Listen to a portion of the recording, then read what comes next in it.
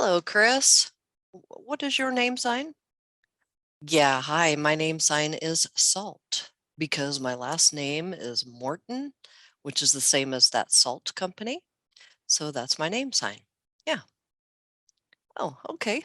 Well, I am Sharon Price, and my name sign is this, and I am the Behavioral Health Coordinator for the Nebraska Commission for the Deaf and Hard of Hearing. So I want to thank you for taking some time out of your day and the opportunity to allow me to ask you some questions. Sure, sure, no problem. So I noticed that you have started walking across the United States to raise awareness about mental health. Do you want to talk about that? Sure, sure, yeah. So this trip started last year on August 4th. And the reason behind it is my life prior to then was very blurry for me. My wants, my needs were kind of overlapping and causing a lot of confusion. I kind of lost a part of myself in that moment. And that persisted really for quite a long time. It's one of those things that we say it's time to face the music, so to speak. We confront it rather than sweeping it all under the rug, our problems, our issues. But really, it's all about our past. So I started this in the LA area at the beach.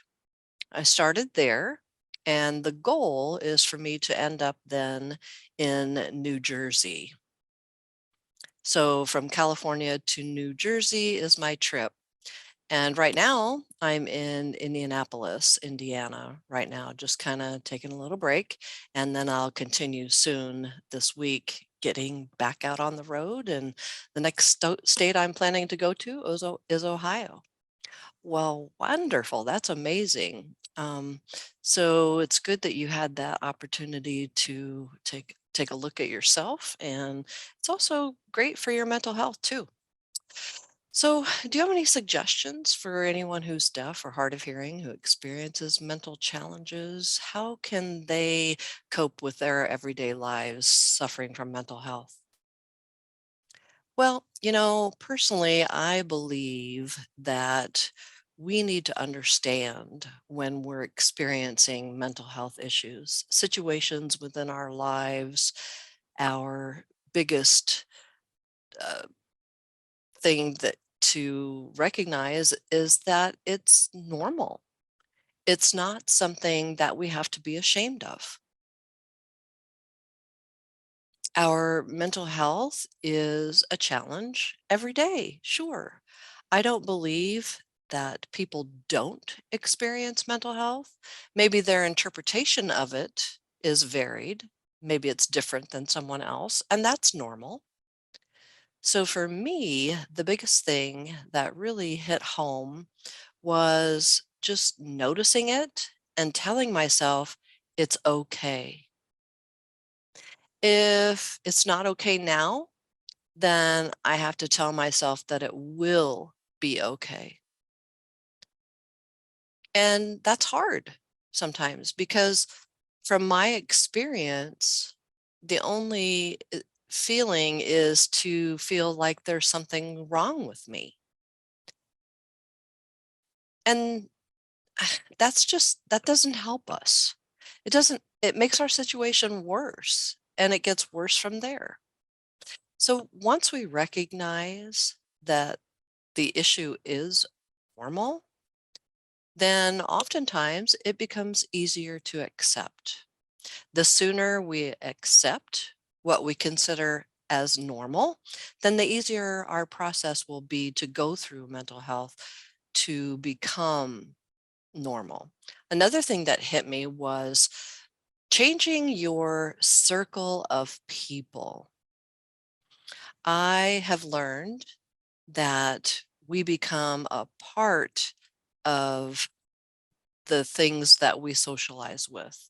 Those become a part of us. If we are socializing with people who are negative or they are pulling each other down, your life will become just like that. So, changing your circle, changing your life, those are important. Perspectives is also a big part of it too. Really, there's no one sided coin. Every apparent negative perspective will have a positive perspective. So we just have to practice our mind to take the positive instead of focusing in on negative uh, perspectives only. There are some things that have really helped me out a lot. So, okay, well, thank you. Yeah, that's really interesting. I'm glad that you mentioned that everyone has a different perspective of mental health. And it's true. You're absolutely right. And still, there's a stigma for many today. So it's important that people use resources and the positive support systems that are out there. Yeah, I agree. It's similar to a person's physical health. We have to emphasize that really they're the same. If we don't take care of our mental health, our physical health will decline as well. That's a good point. That's a good message. I have told several people, if your mental health doesn't seem to be stable, or if you don't take care of your mental health, it does have the ability to impact every aspect of your life. Could be job related, it could be physical, it could be family relationships. The list goes on and on. Because our mental health really, it's permanent. It serves as the foundation of our lives, and it determines the path and the life that we choose. There's just so much to say, so much to add. Just understanding that it is normal and changing our understanding of it. It doesn't mean that you have a problem. It doesn't mean that you are abnormal. No, that's what our society wants us to think. They want us to think, oh, yeah, I've got to then, ooh, stay away from that person who has some kind of a mental disease. No, that's not reality. Reality is our mental health is so much more than what we look at it. There's such a broad spectrum, and you just have to become more accepting of the term. And that's going to really help us. It'll help us come together as one. Yeah, I agree. Mental health is really everywhere. It really is. And everyone does struggle with health issues at some point in our lives. Some maybe not as severe as others, but it's true. All of us, we need to be aware of it. And it's okay to ask for help. That's all right. It's okay to feel our feelings. It's okay. We are all human.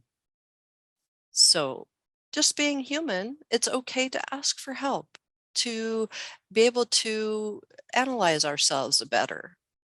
Asking for help, yeah, I mean, it's tough. It's tough. I'm not going to try to discount a woman or a man, but in our current world, it seems, at least from my understanding, most men struggle to ask for help. Women also struggle. You want to be independent, and I support that. But asking for help, that was my biggest issue with my life. I need to figure out everything on my own.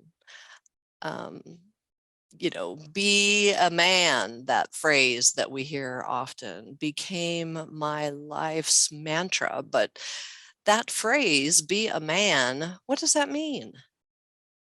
I mean, what does that phrase even mean? Because even today, I really don't understand what it means. I understand the concept, but the term of healing, what does that mean? We can't cry? What does that mean? Does that make us a man? Why? So those are things that, our perspectives becomes a problem. I have learned how to ask for help. I've learned that it's not shameful. I've learned that we can't continue to live life alone. We need help. It doesn't matter how much money I have or what class I'm involved in, socioeconomic class. No one makes it on their own. I've struggled with alcohol before. I've had that experience. I have, had a 3.7 blood alcohol content level before. I mean, I've passed out and it's traumatic. It's not pretty. I readily admit that. So, what we go through really is the ugly truth. But again, when we go through it, we go through that storm. We weather the storm, we come out completely a different person.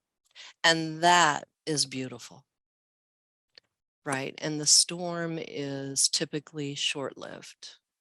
If we really think about it, the more we ask for help, the more support that we need, the less the storm will feel like. It will start to dissipate and it's temporary with the needs with support and counseling, medication, whatever it is, which is individualized to each person. The challenge is higher for the deaf community to receive the help that they need, especially here in Nebraska. We're a very rural state.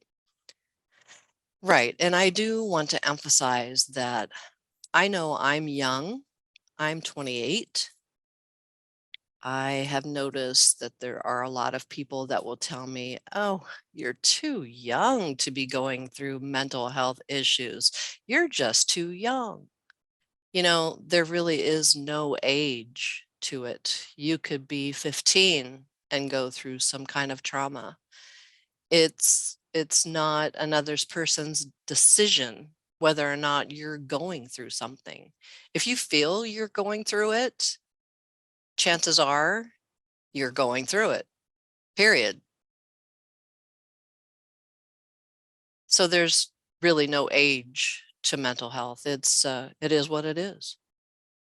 Yeah, that's true. That's true. It can really impact anyone. It doesn't matter the experiences you go through. You're absolutely right. Okay, so one last question for you. So, have you walked through Nebraska? I have not. I did go through Colorado and then I went down to Kansas and then went through Missouri. So I just missed you. Nebraska is just right above Kansas.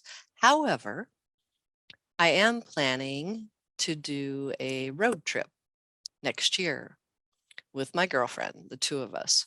We're going to travel from California. We're going to go through the same route with some additional stops along the way if necessary. So, if there are any events that are going on during that time, I have no issue or problem going through Nebraska to have a visit. Yeah, I think there's some awesome places for you to see in Nebraska that I can share with you, and maybe we could work something out to support mental health awareness. I want to thank you for taking time out today and being willing to share your story with us. I think it's really amazing and cool that you have taken the time to analyze and unpack yourself, and you'll be a good example to others that it is okay. It's okay to experience things and it's okay to ask for help. Really, anyone, anytime, deaf or not, it doesn't matter where you're at, it's okay. So, again, thank you, Chris. Well, thank you. It's been an honor being here. Thank you so much. All right. Thanks a lot. Bye bye. Bye.